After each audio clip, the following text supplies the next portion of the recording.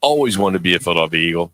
I mean, always wanted to be a Philadelphia Eagle, but got stuck with the Cardinals and the Ravens. But Frank, you're more than welcome to jump on the bus, a dynasty in the making, so I'll get you an 81 jersey, a nice 81 Eagles jersey. So, yeah, I'm driving the bus, so you're more welcome to come on board. Free.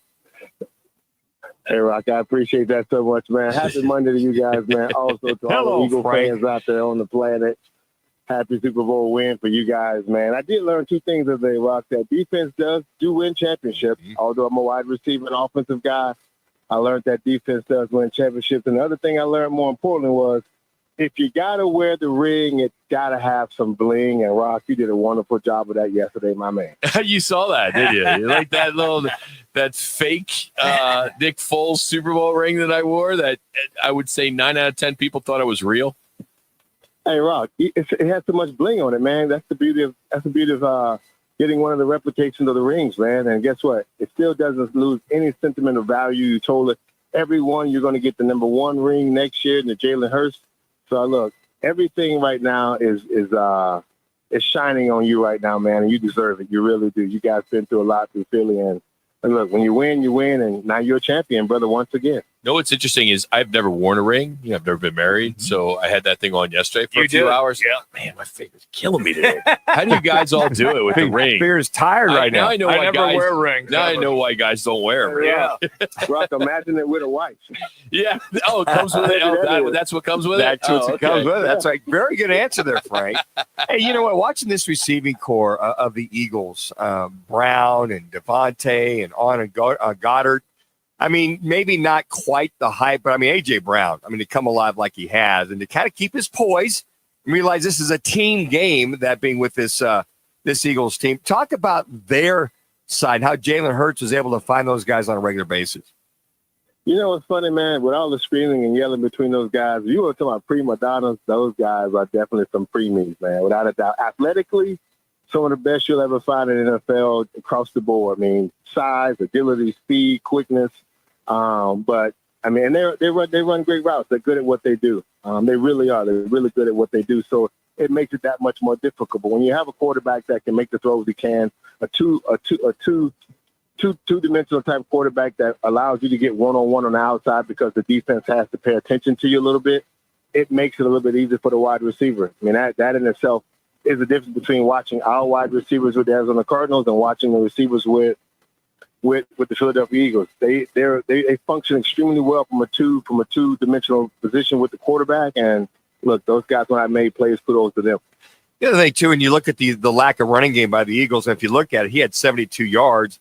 The other two, Gainwell and Barkley, had 67. And you look at the one sack. I mean, really 62 net yards rushing aside from Jalen Hurts. He pretty much put this team on his back. And I thought Spagnuolo, his whole initiation was to stop the running game and put the onus on Jalen Hurts, but he stepped up and made it happen. He really did, man. That was really just a good display of his talents and ability.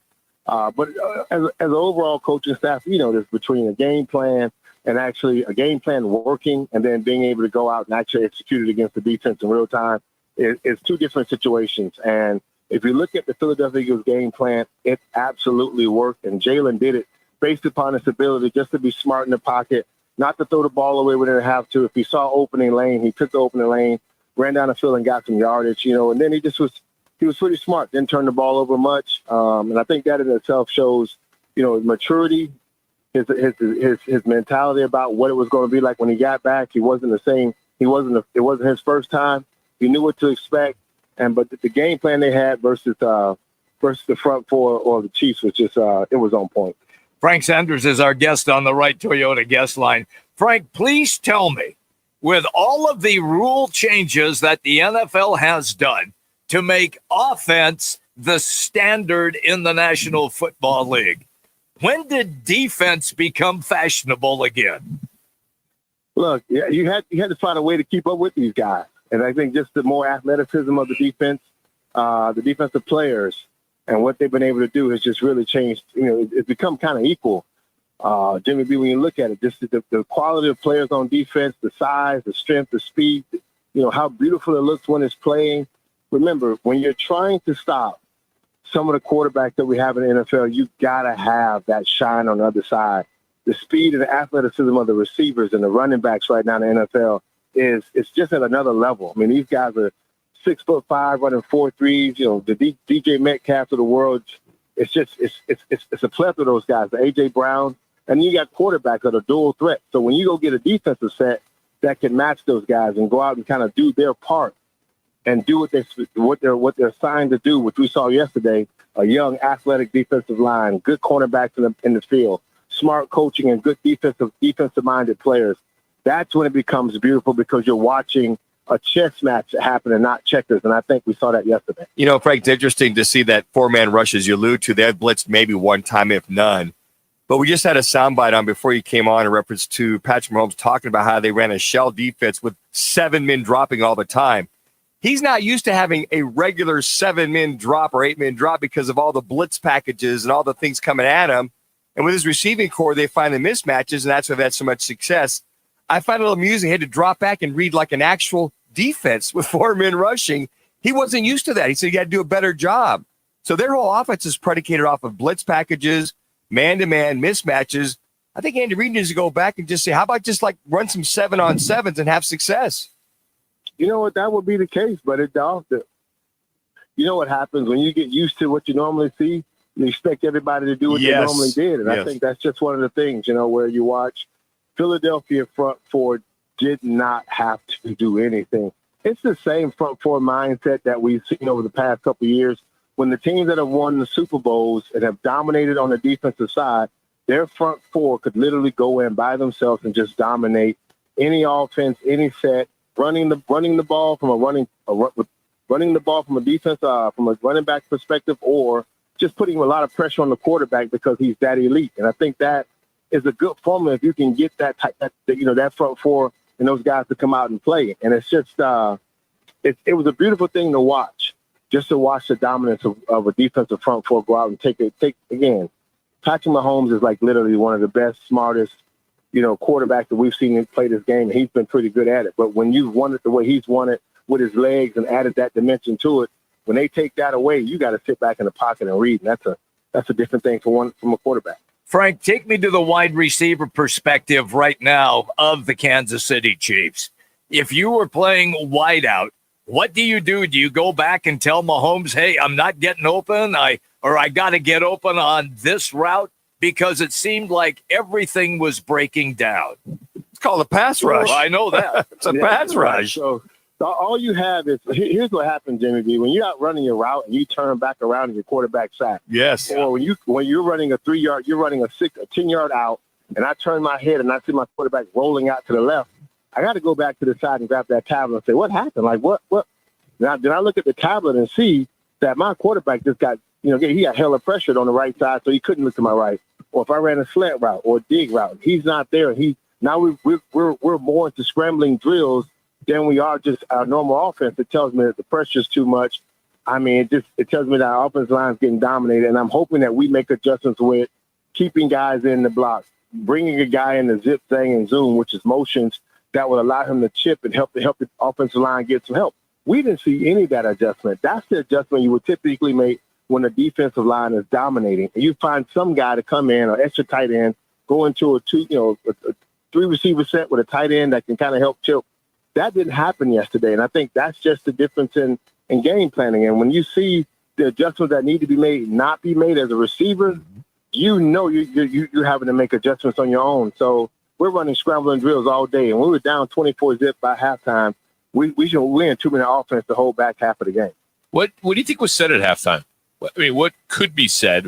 What do you think Reid and the coordinators? No pressure. Okay. Yeah, no pressure. We've been here before. Okay. You know how that is. No pressure. Yeah, I do. I played a lot of football. He was handing out those towels, Frank. Remember? No. Rock, you always get the champion speech, man, when you got to drink the last couple of beers. Don't worry about it. We got 3 more rounds.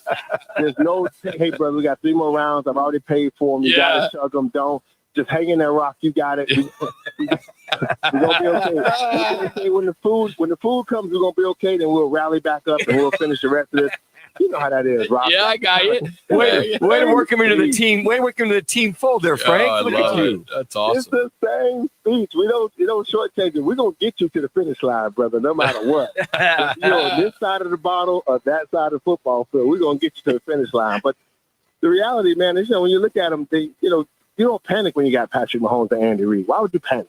You don't panic when you got Chris Jones in a defense like that, and we're 2-time Super Bowl champs. You don't panic in those moments.